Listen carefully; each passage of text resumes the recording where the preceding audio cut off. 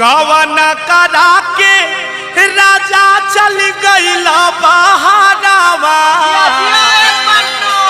अरे अबना त चल जाइब हमहू नहीं हारावा। यही भाव में